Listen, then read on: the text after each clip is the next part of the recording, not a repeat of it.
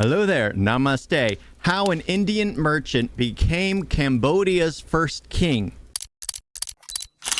A story of Indianization? Is that a word? Well, I guess it's a word now. Indianization. That's actually pretty interesting. An Indian merchant. It's fascinating. Like there was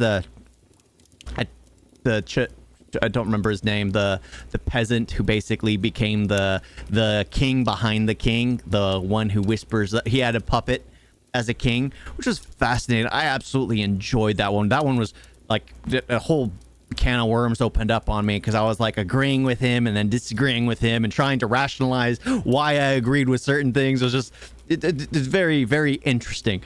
But this one is just it's nice seeing people who come from nothing or a completely different type of life and make nothing of themselves. But yeah, an Indian merchant who became Cambodia's, I think I'm saying that right, first king. India and Southeast Asia have a rich, overlapping history. In art, architecture, language, and religion, India and Southeast Asia share striking similarities. But how and when did Southeast Asia become so Indianized? The answer is hidden in an ancient Cambodian love story. Cambodia's origins are anything but ordinary. The love between a native princess and an Indian merchant served as its foundation. Aww. Yup, Cambodia's first king was an Indian merchant, a man known as Kaundinya. Kaundinya's story begins in the 1st century CE. His historical name, Kaundinya, provides the first insight into his life, because it's not his true given name. Kaundinya is a reference to a Brahmin community that populates the Andhra Orissa coast, a region commonly known as Kalinga. Kalinga was a powerhouse of early Indian trade, and their merchant mariners were called Sadhava. Kaundinya himself was a Brahmin Sadhava, and it's likely that he was wealthy and well-connected. He was the owner of one or more large merchant vessels, or boiras, the expertly crafted. So he was well off himself. He had means. So yeah, he could entertain the queen, make her happy. He did have the funds to give her the life she wanted, even though I guess she would want for nothing. But he could bring her special things, special presents. Square-sailed ships of Kalinga.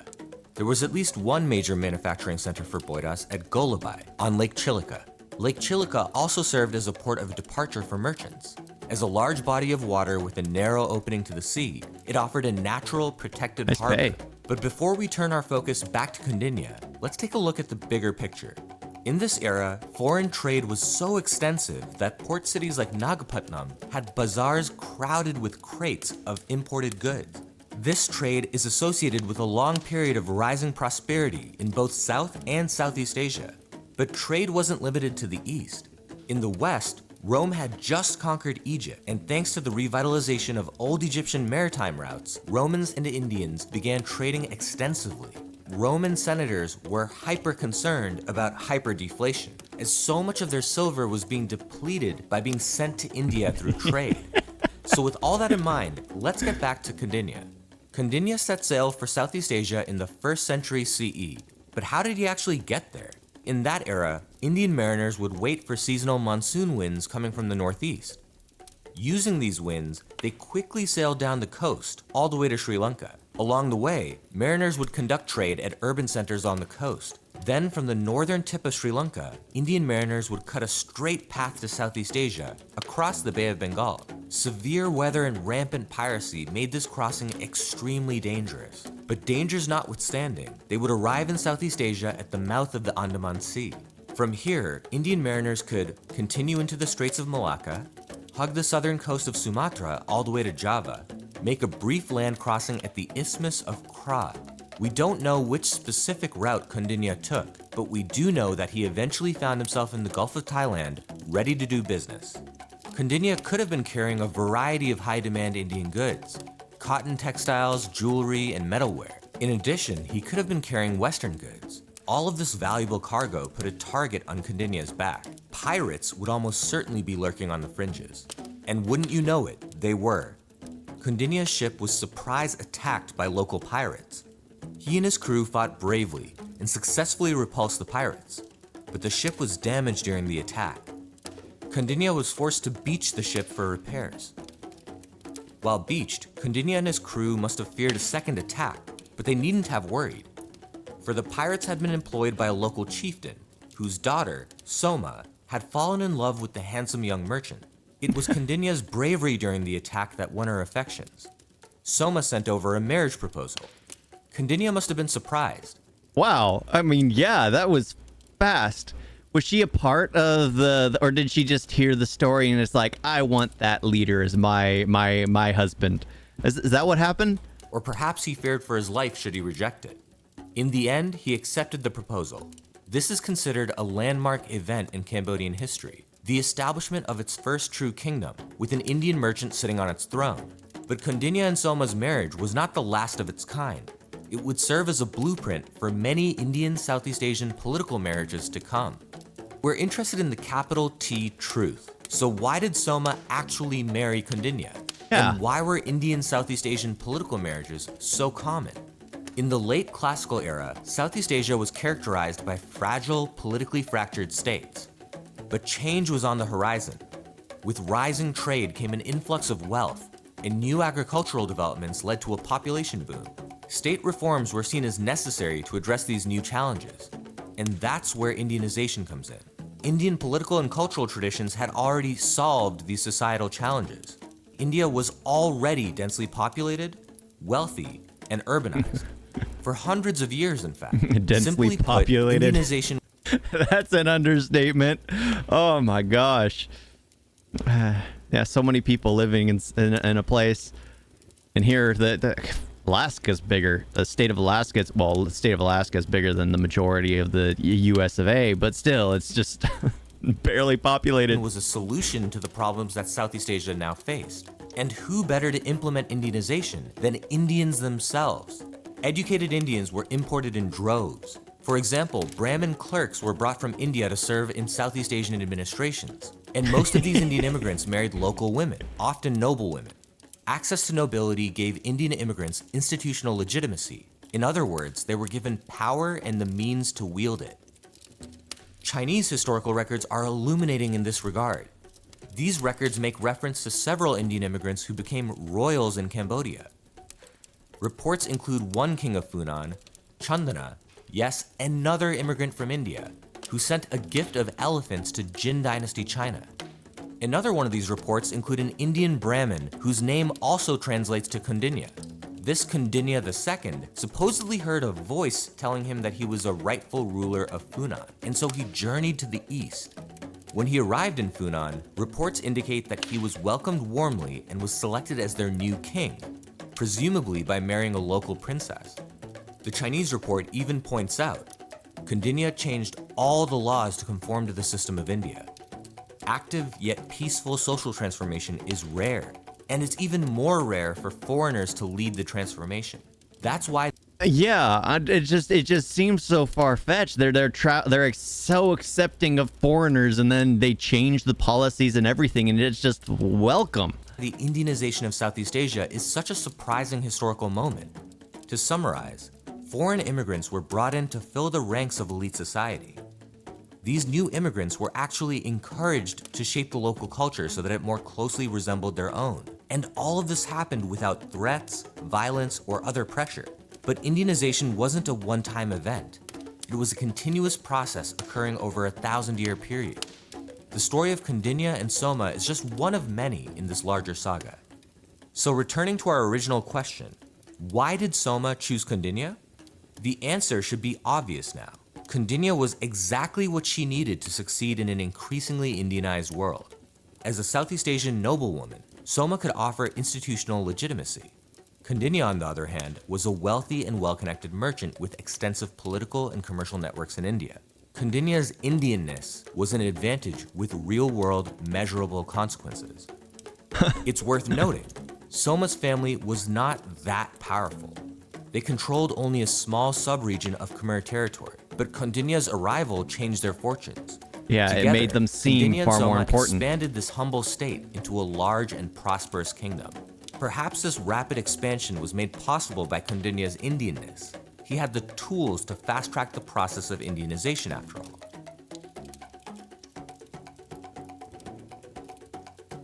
Between the 4th and 8th centuries CE, several prosperous empires emerged in India and Southeast Asia. Each of these entities were heavily engaged in the Indianization process, the Guptas and the Pallavas exporting their culture, and Srivijaya importing it. But this wasn't entirely a one-way exchange. Southeast Asia had at least some impact on the subcontinent too. Consider the Pallava dynasty. The Pallavas were a wealthy and powerful trading empire whose origins have been the subject of a spirited debate. Early historians suggested Persian roots, while later historians suggested Tamil or Telugu roots. These historians had an incomplete view, however. Recent scholarship has revealed a hybrid South Indian and Southeast Asian origin. See, the Pallava dynasty began with a South Indian king's marriage to a queen who was referred to as a Naga. The Naga queen may have actually been Southeast Asian. Naga. Consider the term Naga itself. The term Naga, which denotes a race of mythical snake humans, has long been associated with the people of Southeast Asia. In Cambodia, for example, Khmer royalty made Naga iconography essential to their identity, and Naga carvings litter their temples and palaces. Perhaps this connection shouldn't be too surprising, given what we know about the Pallava dynasty. The Pallavas had a long history of inserting themselves into international affairs in the rest of Asia. For example, in the early 700s, they entered into a mutual defense pact with Tang Dynasty China. But let's explore another story from the dynasty's past. In 731 CE, the Pallavas were on the brink of collapse. Their king, Parameshvara, suddenly died in battle, leaving no direct heir. There was a danger that rival kingdoms would encroach on their territory. The Pallavas had to find the proper king to take the throne, and they had to do it quickly. A formal delegation was created to find Hiranya, the descendant of an ancient Pallava prince named Bhima. Bhima was an ancestor of the now deceased king, so his descendants, Hiranya and others, would have a right to take the throne. But there was a catch. Hiranya was not to be found in India, for Bhima had traveled abroad, married a Southeast Asian princess, and had become the ruler of a foreign kingdom through that marriage. Now I'd say that's a familiar story, don't you think? So with all this in mind, the Pallava delegation boarded a ship to Southeast Asia to speak to Bhima's descendant, and then bring him back. Varman. It's believed that he was the leader of the Champa kingdom, located in modern-day Vietnam. When they arrived at Hiranya's court, the delegation was warmly received. And soon enough, the delegation got down to business. They asked for one of Hiranya's sons to come back to India and take the Pallava throne. Hiranya's youngest son agreed to this mission. At just 12 years old, he made the journey to South India. Chance to the throne. He was given the regnal name Nandivarman II and ascended the Pallava throne. Rival claimants and power-hungry nobles felt this was a wrong decision. After all, Nandivarman II was a foreigner. To quell this concern, Nandivarma II and his supporters made efforts to highlight his true Pallava heritage. But here's some food for thought. What made his background true is that he was of mixed Indian and Southeast Asian ancestry, just like the original pairing that founded the Pallava dynasty. Nandivarman II would grow to become an extremely successful king. He was perhaps the greatest of the Pallavas, presiding over an empire at its apex. Good for him. An economic and cultural golden age. And all this he accomplished as a foreigner. Nandivarman's foreign origins seem to have ensured. So the story about the merchant that became Cambodia's first king was literally just in the beginning. This is more about a story of Indianization. Indianization is the focal point. Honestly, a story of Indianization. And then it should have been and how an Indian merchant became Cambodia's first king. I gotta say, the title is a little off-putting because it stopped talking about that guy after like 5-6 minutes. But yeah, it is fascinating how it was just the mixing of races. India is such a powerhouse at the time that mixing with them was seen as, well, having power on your side. And yeah. I like that. His continued interest in Eastern affairs. For example, inscriptions written on his behalf have been found in northern Malaysia in the kingdom of Kedah. Interestingly, this kingdom is located in the Bujang Valley, which roughly translates to Valley of the Serpents. And in Sanskrit, the term Bujang is a synonym of the term Naga. Very curious indeed. Nandivarman II is, like Kaundinya and other pioneers before him, a symbol of Indianization and the deep connection between India and Southeast Asia. Only today, after 6 centuries of Chinese, Arab, and European influence, has the contribution of India been neglected. And now you know. Yeah, I like that. I like that. It's more about Indianization back in the day, but it's so strange how India lost. How did India have such a stranglehold? Oh, I know I've gone through that, and like Britain kind of took advantage, started taxing because they controlled like the sea borders, and they started taxing everything, and then they basically set up shop in India. But it's so strange how literally the powerhouse of the world ended up, well, no longer becoming a mining ground for another empire. That's just interesting on how that happens.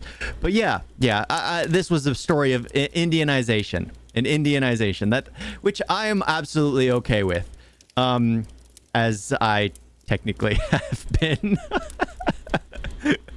My children will be. Yeah. Thank you all for watching. I like this one. That again, I think I say that for all of them. Yeah. But thank you all for watching. Talk to you next time. Toodles.